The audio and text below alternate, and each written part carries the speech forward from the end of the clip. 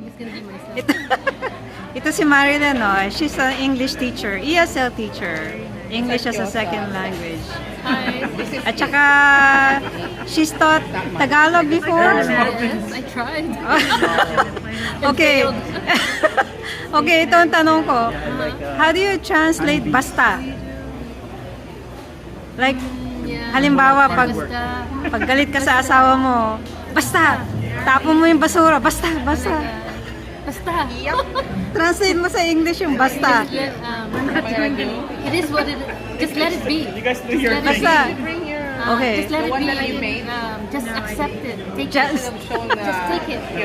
The photo has already Okay. settled that. Ayun na yun, sagot mo? Yun ang Ah, sagot. sige, sige. Just let it be. Perfect. Okay, okay. Be.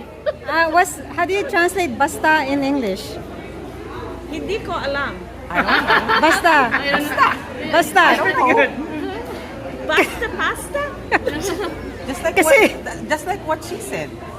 Yung pinsan ko kasi asawa niya taga New Zealand. Kung nagagalit siya, Said basta. basta. And But she doesn't know. she cannot express her anger in English kasi basta, basta.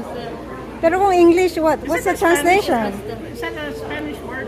Origin is for It's also Italian. Is that the same in Spanish and Italian? It's like enough. basta? I think, correct me if I'm wrong. Basta. Like how can you explain something? It's almost like you're. It's Yeah, like- I don't know. it's almost like you're So it could be asking. whatever. It could be I don't know. It could be just accept it. It's like my word for it, right? And it's also another way. So depending on the situation. Context. But